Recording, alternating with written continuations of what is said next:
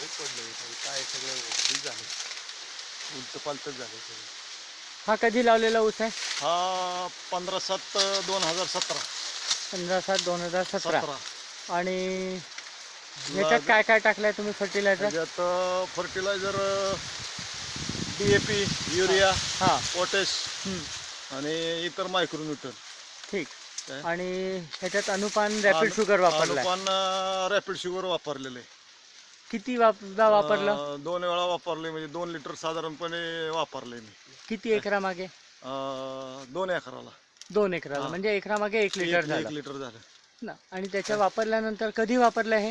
हे वापरलं April 2018. April 2018. आणि दुसरा डोस कधी दिला? दुसरा डोस एप्रिल मे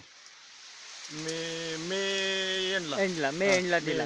आणि त्याच्यानंतर तुम्हाला काय ऑब्झर्वेशन मिळतात त्यात? ऑब्झर्वेशन म्हणजे आता ही पेराची जाडी, पानाची रुंदी, पाण्याची म्हणजे ताण सहन करण्याची क्षमता. कारण उन्हाळ्यात आम्हाला सुद्धा पाणी कमीच पडतं.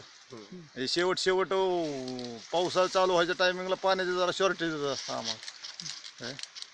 आणि माळेगाव कारखान्यात? माळेगाव कारखाना. साधारण कधी कटेल?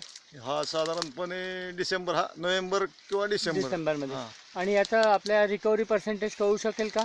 रिकव्हरी पर्सेंटेज कळू शकेल की आपल्याला. कारखान्यावर नेले 2 ऊस लगेच काढून देतील तुम्हाला. मग हे आपण कधी नेऊ शकू? कधी आज म्हणलं तरी नेऊ शकू.